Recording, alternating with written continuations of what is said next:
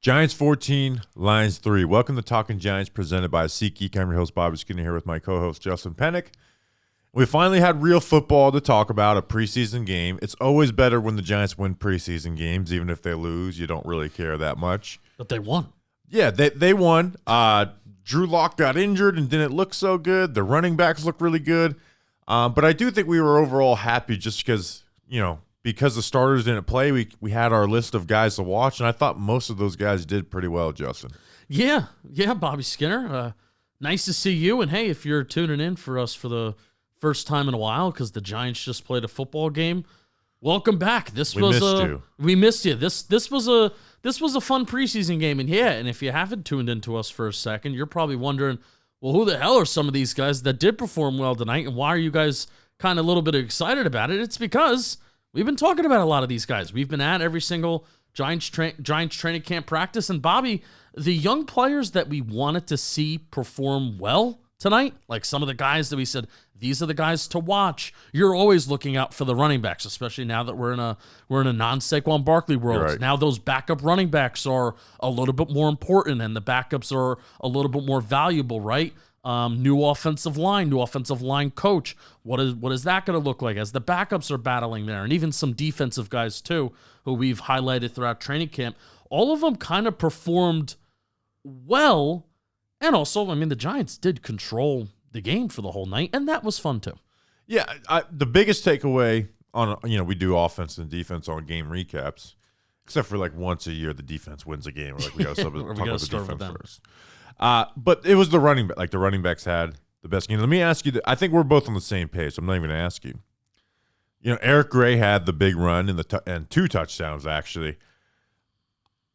Tyrone Tracy was the guy I was the most impressed with. Yeah, he impressed right? the most. And I'm sure. not I'm not part of the group who has totally thrown away Eric Gray, but I also had some worries about Tyrone Tracy because he has so few carries at running back in his entire career in college, and a lot of it was just kind of wide open, create some explosive play stuff, and there was not a lot of film of him dealing with guys leaking behind the line of scrimmage and having to make guys miss at the line of scrimmage.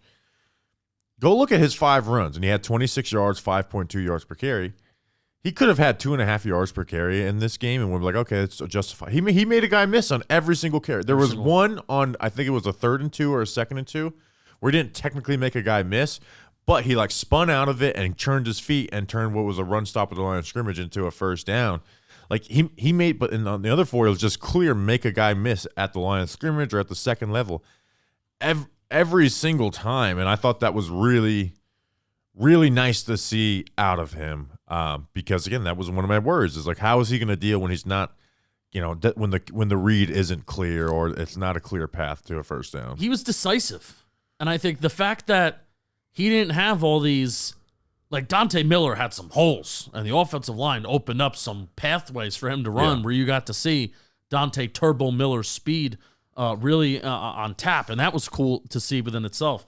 But for Tyrone Tracy, as a guy, like you said, who doesn't have a lot of experience at the running back position, how is he going to handle those tight NFL gaps that he's going to have to run through? And he was decisive. He put his foot in the ground. He went north and south, made a guy missed, yards after contact bounds, all those kind of buzzwords that we talked about coming out of Purdue.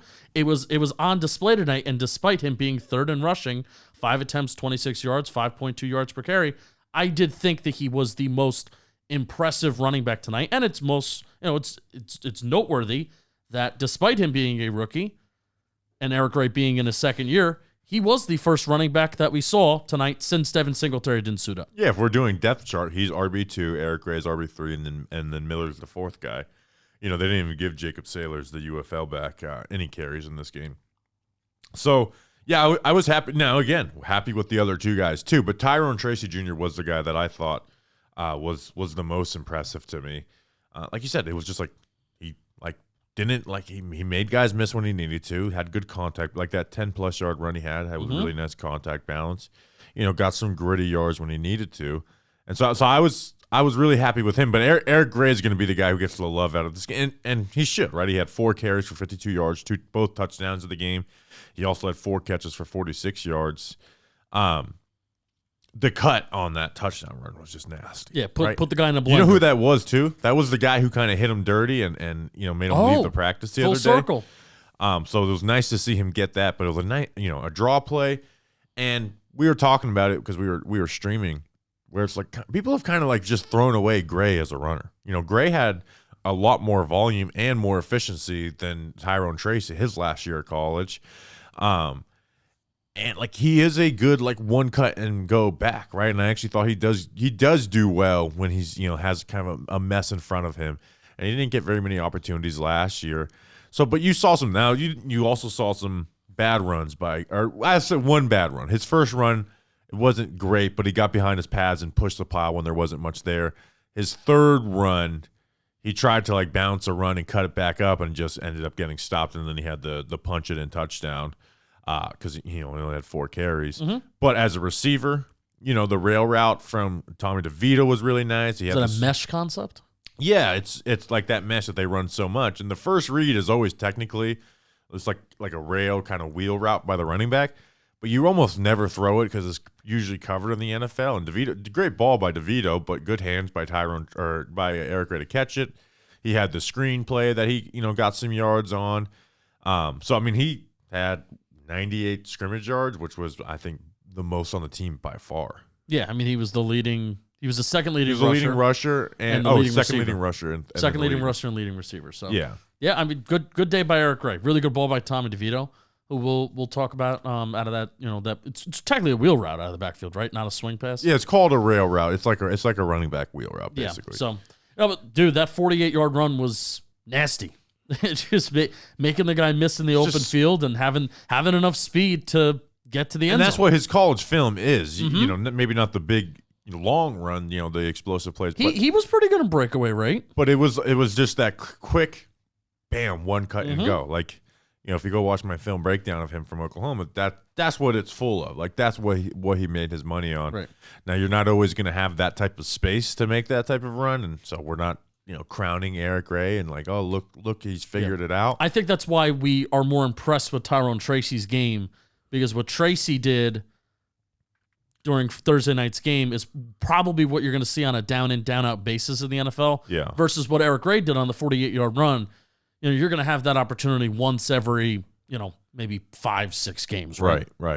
And then Dyontae Miller, 12 carries, 63 yards, 5.3 yards per carry. I mean, you just kind of saw the speed with him. He's fast, man. You didn't see much strength. Kind of, got pushed around a little bit, and he doesn't have like this. They even said on the broadcast, like Dable said, this guy's a little stiff in the hips, but if you just get him north-south, he can freaking north-south. He can freaking fly. His 12 attempts are more than he got at South Carolina, and since he's played at Columbia. Oh yeah, so he had more runs today. He had 4 times more runs today than he has had in his last 2 years of football.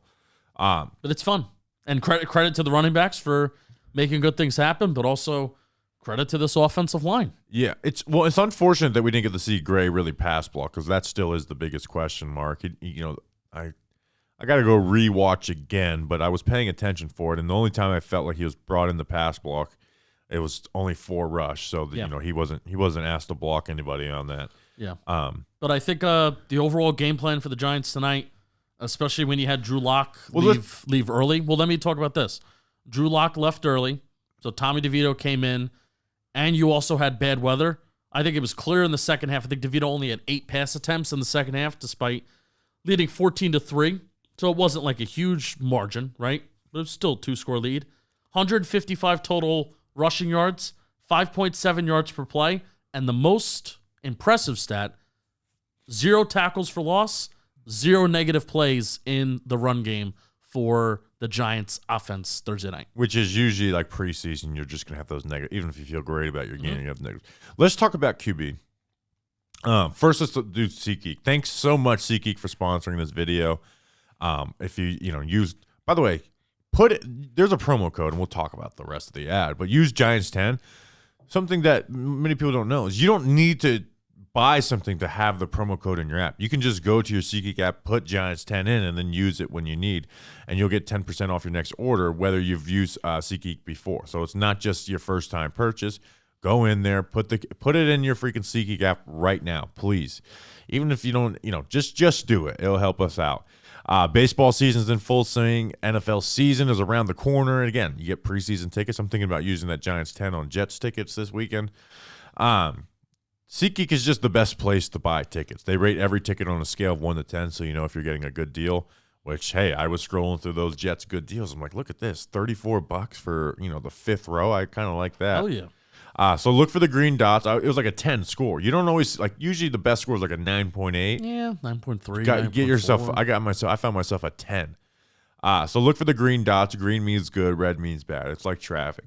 And right now you can use code GIANTS10 for 10% off any ticket on SeatGeek, whether you're a new customer or not. No matter how many times you bought tickets using SeatGeek before, and I know you guys have done it a lot, GIANTS10 is going to get you 10% off your next order. So whip out your phone, open the SeatGeek app, and add code GIANTS10 to your account.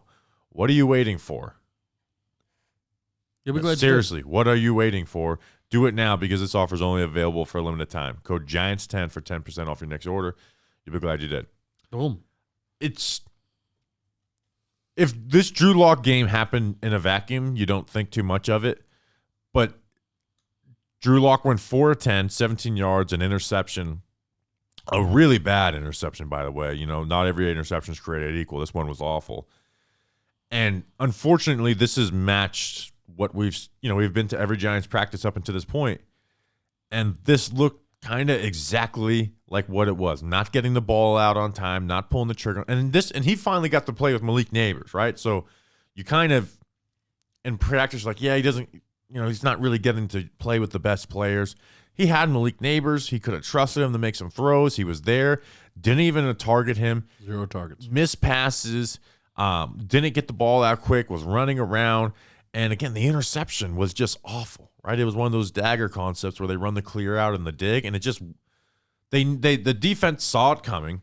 Hodgins is already covered well by the man that he was on, and the safety comes crashing down, and he throws it right into his lap.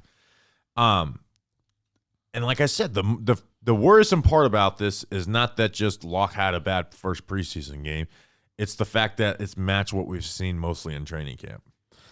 Yeah, I don't exactly know what the answer or the resolution is with Drew Lock. Okay, but so what's the next step? Thankfully he's not that injured. So. No. Joe Shane said on the broadcast that he could have come back in the game if he really wanted to, if they needed to. So Dable confirmed that as well. So we'll see Drew Lock against the Texans next Saturday. But I don't exactly know. I agree with you every step of the way. Drew Lock has not looked good during training camp. And Tommy DeVito did look decently good tonight as well. Tommy DeVito looked much better especially in the first half where they were throwing the ball a little bit more. I just don't know what the solution is or what the next step is. Well, there isn't. He's got a fully guaranteed contract. Right. So Drew Lock is going to be the second string quarterback. If Daniel Jones gets hurt, Drew Lock is going to come in, and it is not going to be Tommy DeVito. It's not great though for the backup quarterback. But hopefully we're not in that situation. Hopefully Daniel Jones stays healthy, yada, yada, yada. But, for especially, Bobby, Isaiah Hodgins and Allen Robinson are the two outside wide receivers for Drew Lock. If this is Neighbors out there too. And he had Neighbors out there too. But even when you get to the second quarter, Bobby, if this is Madden, you got some of the highest rated wide receivers in a preseason game possible out there, like in the NFL. Isaiah Hodgins and Allen Robinson on the outside. Playing against backups, so and to not be able to take advantage of that is a little scary. Well, and we going into this because of his training camp practices, Justin, we were saying I think he needs a lot of last year they gave Tyrod Taylor I think 1 or 2 series in the first preseason game, and then gave the rest of the video. I hope they give Locke half because he needs the snaps. So it's. Now, we also think Daniel Jones needs the snaps too, right? We think he should get close to the first half next week when they're not doing joint practices. So it's just, like you said, but it doesn't feel good when the third-string quarterback is just – DeVito looked good today, by the way. He did. 8 for 15 and 92 yards. Locke had 4 completions out of 10. And there should have been a deep, explosive play that Allen Robinson – I think it had to be a choice route, right? With DeVito? Yeah. Oh, it was an RPO where it was if he played press, you release outside and go vertical. If he's off, you run a little 5-yard hitch or a 5-yard out, and he didn't stop. But with Locke, his 4 completions were a 0-yard third down pass to Jalen Hyatt, a Bellinger dump off, a 1-yard Eric Gray screen, and then he had a nice throw to Allen Robinson on the left side, and that was it. But DeVito looked good. Like we mentioned, the 24-yard pass to Eric Gray on the rail route. Awesome. The RPO that should have been. And then he had Tyree Jackson, the tight end, 3 times over the middle. Jackson dropped one of them. But those were like nice throws, and one was half a yard away from being a touchdown. By the way, really good job by Tyree Jackson not reaching the ball out because they were looking to punch it out. And that's like coaches love that when you don't reach out when you don't need to. But like DeVito looked good. And like you said, he didn't really throw the ball in the second half. But even then, like you look at 8 for 15, and that's not good. There was a couple passes batted at the line of scrimmage, and that's going to happen with DeVito. He's got kind of a low release, and he's short. But there was a deep pass to John Giles where Giles just like did a bad job tracking and slowed down. That slowed down. That could have been a nice big play for DeVito. There was another one where Bradford Wheaton got tangled up with a corner deep pass. A drop by Tyree Jackson. Like I thought Tommy DeVito looked better than he did in preseason last year, at least in that Lions game. Yeah, and I think DeVito looked better than he has in camp too. I haven't really been. I'm going to be honest. I haven't really been paying attention. Well, DeVito's looked better than Locke in training camp so far too. Yeah, and I think that's more of a reflection on Drew Lock. But DeVito, dude, the DeVito captures the game moment. He's all about the game, man. He's a gamer. So good for Tommy DeVito. Happy for him. It's just. What if they go through camp and DeVito's just better and all these preseason games he's better? Then you keep 3. And do you swallow your medicine and like feel like you? They may feel already that they have to keep 3 because of just Daniel Jones' situation. Yeah, it's just it's a weird situation, like you said, where Locke has not really played the last 2 years outside of 2 games, and then gets the $5 million guaranteed, and it's just. What is he? Yeah, I don't know the resolution. Like that's why we're talking about this, but usually a lot of these conversations, well, it's like, well, here's the resolution, here's the solution to it, here's the best case scenario, here's the worst case scenario. I don't know what that is with Tommy DeVito looking better than Drew Lock. Other big offensive notes: Josh Ezeudu, and these aren't like official. These aren't official stats. You want to know how Drew Lock got hurt? Ezeudu gave up a sack, a quarterback hit, and 2 pressures in the first half, and he only played in the first half at offensive tackle.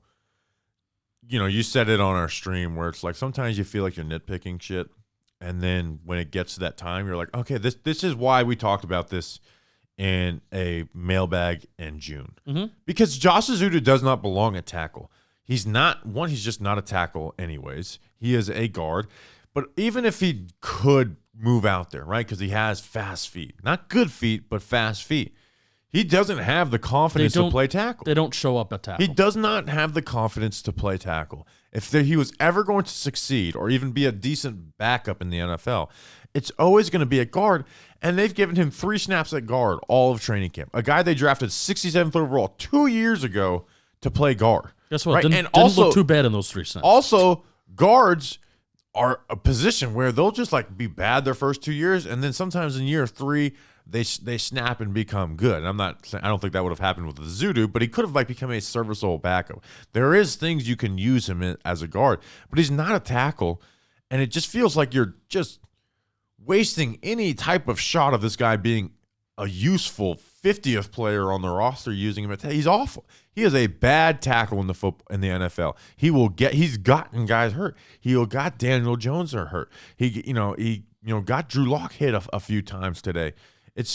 Drew Lock left the game because of him. Well, he doesn't belong. I actually think that was on the Theo Johnson, Tyrone Tracy play because he was injured a couple plays before, but still, like he was just bad at that position, right? We were watching that second string offensive line, and Josh Ezeudu was the weak link at that, right? The guy that out of all the guys out there that had the most invested in him 2 years ago, he was like clearly the weak link, clearly weaker than Joshua Miles, clearly weaker than Austin Schlottman or Jake Kubis, a undrafted free agent, or Aaron Stinney.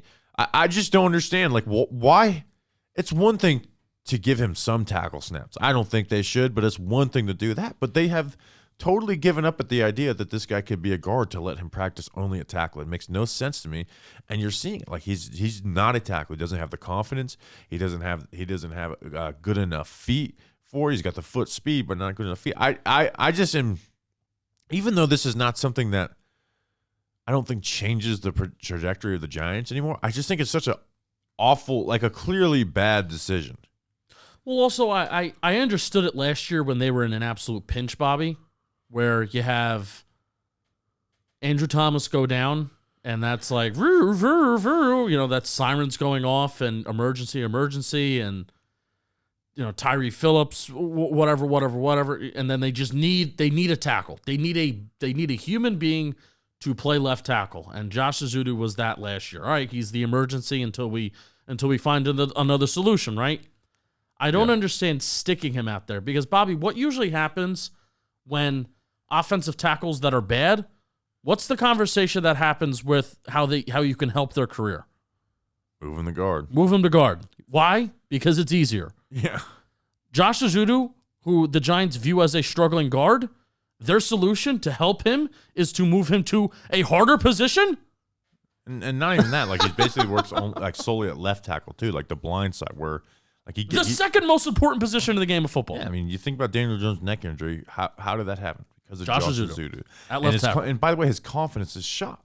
He is a player who struggles with confidence, and now you're putting him at left tackle. I feel bad, but they did it to him. Did it to him. Left tackle is the one position where you truly, if you have one bad play, it can take a good game and turn into a bad game. Yeah. Sure. There were plays where he looked serviceable, but it's the he had some good plays. It's the disaster plays that will tank you as a football team. You can't have a sack, QB hit, and 2 pressures in the first half of a preseason game against backups. No, you cannot. You cannot. And a guy and bad losses too, right? The inside move they get, that's an awful loss that you can't have. That was on a 3rd down as well. And I'm sorry, the Giants are doing a very good job of looking at themselves in the mirror when it comes to Evan Neal and swallowing that pill of like, you know what, we messed this up so bad that we can't let this impact the rest of the offense. We can't. We can't let putting Evan Neal in the lineup and trotting him out there. It is impacting the potential of what this team can do and the ceiling that it can reach, right? Where I hope they get to a point with Josh Ezeudu of I don't want them to cut him. I think they should put him back at guard.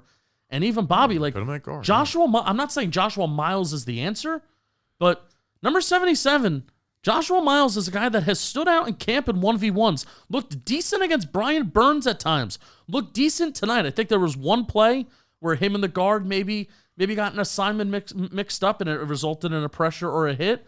But regardless, like I see number 77 on the other side holding his own and doing well. And that's a guy that I did not anticipate me thinking about could maybe make the team as we're heading into the season or as before camp. But now I have my eye on the rest of the preseason. Yeah. And we'll do probably some more O-line stuff once we get to actually go and watch film. Austin Slott gave up the 2nd sack, but DeVito kind of held on to that one for a long time. Theo, we're going to do a rookie report on our next episode with Tiki Barber's going to be on that show, by the way. We were going to save that for Monday, but it's been WFA and put it out. So Tiki's on the next episode, by the way, so make sure you listen. Not the next. We have a player profile coming out. Tuesday's episode. Theo Johnson kind of had a welcome to the NFL moment where he just got put on his ass by a linebacker when running a drag route. Him and Tyrone Tracy Jr. also gave up a quarterback hit. I think this was actually the play that Drew Lock got injured on. You didn't really see much. Theo Johnson was probably the rookie who got the least amount of snaps. I genuinely think he got I think he only got like maybe 6 or 7 snaps. Yeah, he didn't get that many. Where everyone else got more. The receivers combined for 3 catches for 15 yards. That's pretty impressively low. Is there any other offensive notes that you got? I guess the only other offensive play I want to talk about is the Jalen Hyatt play. Yeah, so they run this shallow cross, and for some reason, it wouldn't probably have been successful anyways, but you're running it at 1 yard of depth. Yeah, why are we not getting more depth on a 3rd and 5? Well, it's a shallow cross, so you're not going to get a ton of depth on that, but you're running even 2 or 3 yards. You're running at 1 yard of depth, and then for some reason he just moves his track inside because there's a linebacker that isn't in his path, but maybe could be in his path, and he's worried about rerouting him or something. I was just. And that's the type of play, like, they didn't convert. They ran that play versus the Rams last year, I think, on a 3rd and 2, and he felt similar. And it was very similar where he, looking to avoid a reroute or something, he runs it at 1 yard of depth and he ends up being tackled. But that was it. Justin, why don't you talk to us about something before we talk about the defense? Well, I'll talk to you about something, and that something is Mando. Hello. When I'm packing for a trip, which, hey, I think I'm going down to AC in a couple weeks. Sometimes I pack too much. Sometimes I don't pack enough. My suitcase is too heavy. My friend's like, what are you packing for a whole week? Bah, bah, bah, bah, bah. And I also have to think about, do I bring my tiny shampoo, face wash, body wash? Do I pour my shampoo into a tiny travel-size bottle? Where do I even get those? Well, guess what? I have the perfect way to simplify your travel with Mando's 4-in-1 acidified cleansing bar. It's a 5-ounce bar that does the work of a shampoo, face wash, body wash, and deodorant. Boom. I just counted 4 things, and it's in one. You can also use it to create a rich saving lather, so technically, it's a 5-in-1. Add a 5. Add one more. Mando's 4-in-1 cleansing bar is formulated with a gentle alpha hydroxy acid that stops odor at the source. Mando, they literally got you covered from head to toe, Mando, including the family jewels as well. They take care of you. They know how to make you smell good. And guess what? You're feeling good too when you got Mando on your side. Mando's starter pack is perfect for new customers. It comes with a solid stick deodorant, cream tube deodorant, 2 free products of your choice like mini body wash and deodorant wipes. Deodorant wipes are very helpful, and free shipping. Hello. Luckily, I have a discount code to help you get hooked on my favorite smelling whole body deodorant on the market. New customers get $5 off a starter pack with our exclusive code. That equates to over 40% off your starter pack. Use code GIANTS at shopmando.com. That's shopmando.com. Shopmando.com. Use code GIANTS. It's $40. It's 40% off your starter pack. Bobby Skinner, you'll be glad you did. You'll be glad you did. I'll be glad I did. I've been trying to find Drake May's 3 throws preseason, so I just pulled it up right now. And come on, penalty. Here we go. Draw play. 3rd and 12. Screen pass. Okay, anyways. Why did the Patriots only give him 3 passes? Defensively, this is where we saw some really good stuff. And my player of the game was Dyontae Johnson, the linebacker, who, again, has been splitting first-team snaps with Mike McFadden. Whether that's with because of Mike McFadden dealing with, an injury, supposedly. Even if it is, the fact that he's the guy that's doing it, to me, is impressive, right? To go from someone who wasn't on the roster last year to getting those first-team snaps, and he looked awesome. Now, I don't want to get too carried away because linebackers it's a lot easier responsibility, so you don't want to get too carried away. And at one point, Austin Calitro and Darian Beavers were, preseason hype guys. It just happens with linebackers. But he had 4 tackles, a sack, 2 tackles for a loss, 2 quarterbacks hits. He really got to the right spots in the run game. He had that Nubin, that play where Nubin knocks the guy on his ass and makes a stop on 3rd down. He had another tackle for a loss where he shot the gap.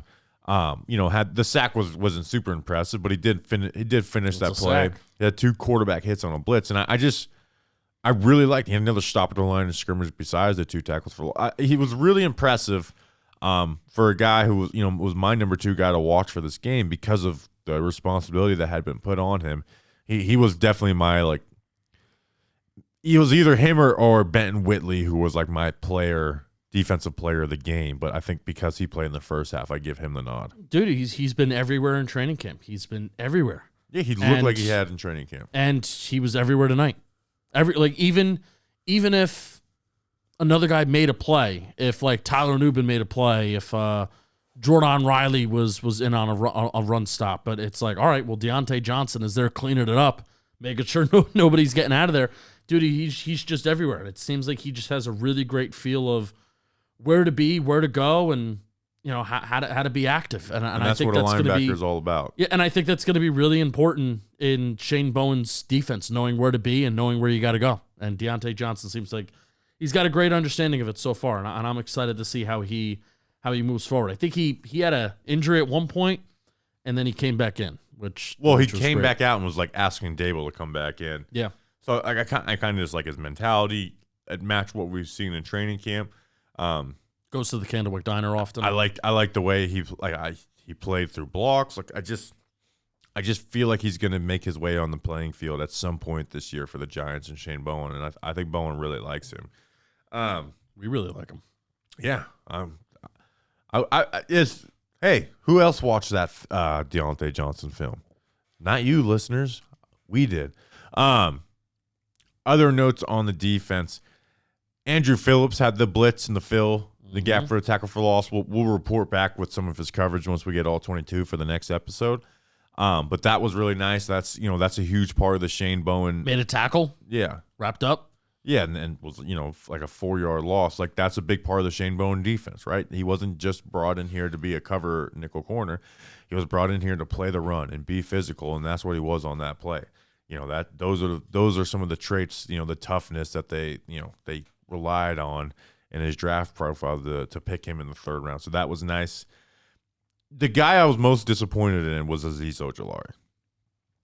He played a lot of snaps, and he should be out there dominating. Yeah, we got to dominate. He should look like he should have had the Benton Whitley game. Yeah, he should have been like, why am I not resting? Why are you playing me this much in this preseason game? Why are you giving me more than a series?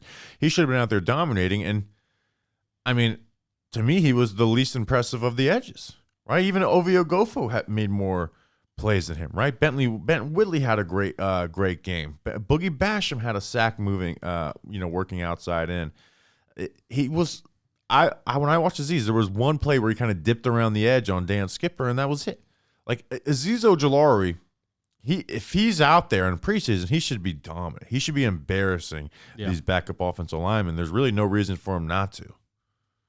No, I agree. I mean, here was Benton Whitley's line of, 2 tackles. Azeez had 2 tackles, but Whitley had the sack, and Whitley had 1 tackle for loss, and then Whitley had an additional QB hit along with the QB hit that was counted as a sack. He did look good. He had a sack that was taken off the board. He had a ghost move. He had a pass deflection too. Yeah, Benton Whitley looked really freaking good. And that 4th edge spot is wide open. Timon Fox has been injured. Ovio Gofu's round. It's basically Boogie Basham versus Benton Whitley. Dude, and even think about like Shane Bowen takes the edge rusher very seriously in his system, and you're not going to have. This isn't going to be 2016 Olivier Vernon, Jason Pierre-Paul, nor I hope it's not. They're going to be playing both of them 90% of the snaps. You can't. Like 80% of the snaps is more than enough for both of them. And if they don't feel confident, I think Azeez is making the roster. But if they don't feel confident that Azeez can be that number 3, they may have to look elsewhere. 53-man cutdown day, bring in another edge rusher, trade for another guy like they had to do last year with Boogie Basham. And then you may be talking about Azeez Ojulari moves down to number 4. Yeah, if he's not winning as a pass rusher, he doesn't give you much as a run defender. No. Like, he should feel bad about this game. Yeah. Like, he really should. Because if you asked us going into this, out of all the guys that played on defense, who do you think should have the best game? Should have been Azeez Ojulari. Mm-hmm. He should have made – these are backup offensive linemen. They should not be able to move with the way he's able to move and bend. And it looked like he wasn't even trying half the time. Yeah. And that's got to be frustrating for them when they look at him like, what happened? We just did our player profile episode on him, and we're like, what happened? What happened last year?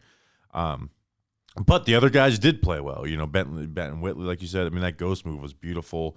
He had a ball that it was a pass where he hit the quarterback and it was counted as incomplete, but that was a great rush move that he had. Boogie Basham flashed like an insane. He had a sack. He had a sack working outside hands. In, right? Like a quick sack, getting his hands off of him. So he looked pretty damn good. And so like all the edge guys basically showed up outside of Azeez in this game. Yeah, it's a shame. Elijah Chapman, why don't you talk about him? I mean, he had the sack on. He won on that rep, and then the quarterback scrambled, and he had a second effort sack. But when the PFF game stats come out on this, I guarantee you he'll probably have the highest pass rush win rate for the Giants. Yeah, and even want to see his pressures too, because there was plenty of times where you would have the Lions quarterback that would throw a pass and then he would be incomplete. But I'm like, oh, well, Elijah Chapman was right there providing pressure on the play, holds onto the ball a little bit longer. It's a hit or maybe even it's a sack. So he also had a tackle for loss too. I want to see how he did in the run game. Like that's one of the things that I want to see. How did he hold up? How did he hold up strength wise? But dude, as a pass rusher, it's dangerous because he's a little shorter. He can get under your pads. He can move you a little bit, but he knows how to use his hands. He knows how to use his quickness. Same thing. Like a lot of these guys, the talking point of like a Dyontae Johnson, the same thing that we've seen in camp, we saw today during the preseason, and it's the same thing with Elijah Chapman. The plays that we've seen in 1v1, the flashes that we've seen in team period against the pass, we saw tonight with Elijah Chapman. It's the same talking points that we've had. Fun player to keep your eye out for. Number 94. Yeah, we thought he was on both of our players to watch list, and he looked good out there. He plays with high energy, goes full. It's a fun player. Every fun snap. player to watch. The other UDFA defensive tackle, Casey Rogers, who was first guy out 9 out of 11 days. He had a half sack with Benton Whitley. They got taken off the board for that, the hands to the face thing. Yeah. Which, again, one of the penalties I hate the most. Weak. It's one thing if you smack the QB in the head. If your hands just kind of hit his head, helmet, and the way you're tackling him. He also had a really nice tackle for a while. I don't think it makes much of a difference, like roster construction-wise, but it was good to see him do that. And the other guy who I thought really had a good outing, besides the fact that Hendon Hooker fucking trucked him, which really ruined it, was Javarius Owens, right? You go look at the box score stats and you won't see anything, but like he was just around the ball a ton. He was smacking, guys. He was setting stuff up in the run game. I know that it's kind of a joke because I do like Javarius Owens and I like to focus on him, but he was just consistently around the ball, taking on blocks. That fourth down and goal where they tried to throw the running back to the flat and Ovio Gofo tapped the ball off. He made a good play undercutting that and would have had a pass breakup if the ball hadn't been batted down the line of scrimmage. So, Belton and that Pinnock, Belton, and Nubin are lost to make the roster, right. and I think Owens is doing enough to solidify himself as that fourth safety on the team. Yeah, it's going to be an interesting numbers game for sure. I think they're gonna carry 4. Who else would challenge him for the 4th? If Jalen Mills got off of it, Elijah Riley, I don't know if he even played today, but he's gotten some snaps over him. Alex Johnson, I don't think is. Whoever they had in the secondary in the 4th quarter was. It was basically all the waiver guys that they added. evil. Christian Holmes from the Commanders, Breon Borders, and closed. then Mario Goodrich that they claimed from the Eagles. It's basically it was just those 3 guys. That was an evil, not fun secondary in the 4th quarter. I said, yeah, we really got to work on our 3rd string 4th quarter first preseason game secondary. That was my main takeaway from the 4th quarter. I want to talk about Tyler Nubin. Yeah, I guess we haven't talked about Nubin. No, You're right. I'm surprised you went to Owens first before Nubin. Because Nubin got out there and he was with the quote unquote the starting unit of this preseason game. And again, I don't know if I could speak to how well he did in coverage, but everywhere, just getting his nose involved. And there was one point, this was a 3rd down play, right, where he knocked an offensive lineman on his ass, and it was a group of Dyontae Johnson, Jordan Riley. They go and they make a run stop, and Tyler Nubin gets his nose involved. So, I mean, I'm pretty confident that Tyler Nubin is going to be solid in coverage. I think he has the anticipation for it. I think he's going to do the film study, and he's going to really get on top of that.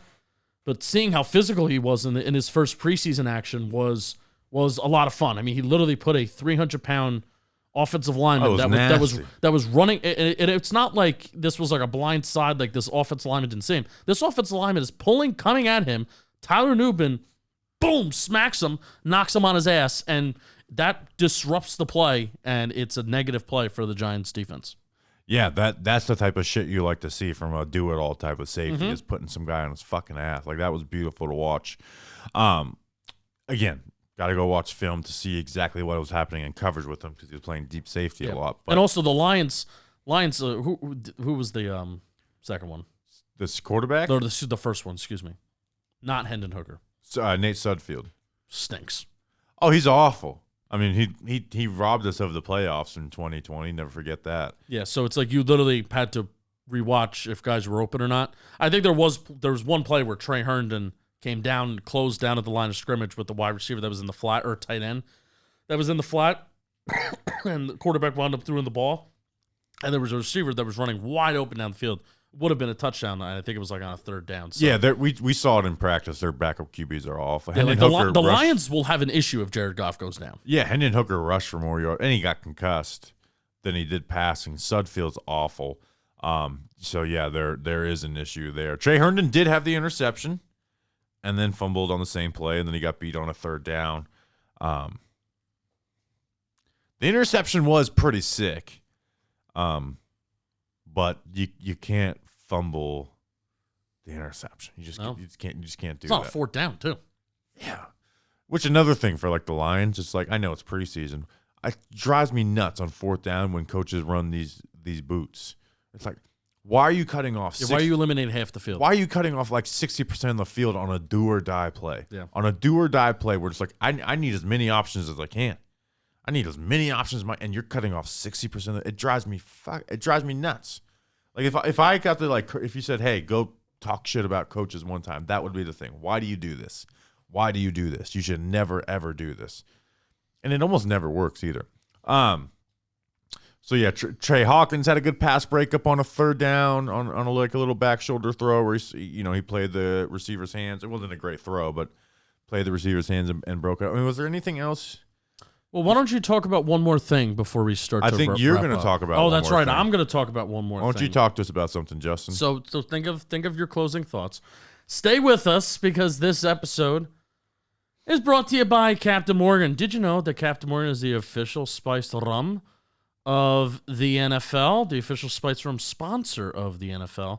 And did you know that Captain Morgan is the official provider of spiced rum for our Talking Giants L16 tailgates? And that's been the case for years now. We don't have to change anything about our routine. The NFL season, you need the right players in the game. And sometimes you need to spice things up. And same goes for your drinks. When it gets bland, try Captain Morgan Original Spice Rum. It's delicious, crisp, perfect for game day with friends. Spice it up. Hey, ton of people in the chat tonight. We were live streaming this preseason game. We're going to be live streaming next Saturday's preseason game as well on our YouTube channel. And there were a lot of people that were getting a little excited and enjoying their evening with Captain Morgan.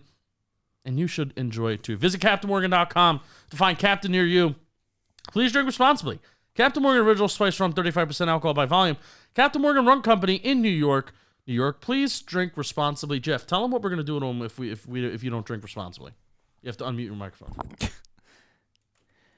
If you don't drink responsibly, what are we threaten them with violence? we're going to threaten them with violence. We're going to come after them. Yeah, and we're going to throw with a a glass. class action lawsuit. Yeah, when they come to our tailgates, we'll be right there hounding them, And then making sure they're drinking responsibly. And We'll threaten get them the with violence. police on you. Yeah. We met at we were at Jets practice today. We were.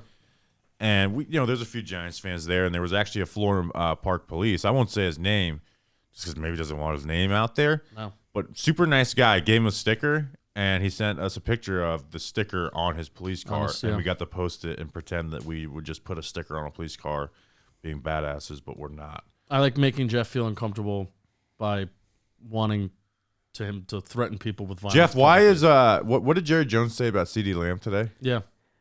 Remind us. You want me to talk about it? What did he say? What did he say? He said something about I'm not feeling urgency to sign CD. And then CeeDee Lamb said LOL. Yeah, and then removed. I understand the Dak thing to a point. I don't understand why they're not just getting CeeDee Lamb signed. Listen, if it matters, Stephen Jones on another show was like, we're working to sign him. Jerry Jones kind of just says shit. That's true. He doesn't really do much. Terrific. Do you have anything else? Let's see. So how about some things that we want to watch? So like one of the things is like Jake Kubas. Yeah, Kinda lock in on him. next episode we're gonna do a rookie report with the film. We'll put out stuff on social media and stuff as well. Theo Johnson. He didn't really get that many snaps anyway. Yeah, I, when we look at see who got snap counts tomorrow morning, I think Theo's gonna be with like 6. Yeah. Which is Who a else? shame because I really wanted to watch him a lot. So we'll give you guys a rookie report. Yeah, I think we're good. I don't think we need to prolong this anymore. It's it's the first, none of the starters played, so it's not going to be the most interesting preseason game in the world. But hey, Giants football is back. I'm pretty sure the next preseason game they're playing almost the first half. Yeah. And guess where we're going on Monday? Yeah, the next episode. You're the two places the next episode or next regular episode is going to be is the first half is going to be in Foxborough, and then the second half is going to be in a WFA or in Boomer and Geo's WFAN studio. With So Tiki Barber. how about that? So And we may see our friend Nick Gates. oh yeah, I got to message him and be like, hey, looking forward to seeing you Tuesday. So we're And going to Patriots Eagles joint practices. Check out JM football. We went to Jets practice today. Yeah. And it was like, okay, we're not the worst team in the division. That's nice. The Commanders are I awful. feel very confident about week 2. Honestly, if we lose one game to the Commanders, I'm like, this is a failure. We need to win week 2. Like that's a must. It's a home. Yeah.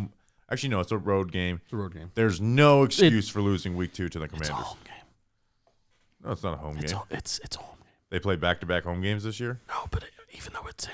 All right, they need to beat the Commanders. We will see you guys on Monday with the player profile and projection. Until then, let's go Big Blue.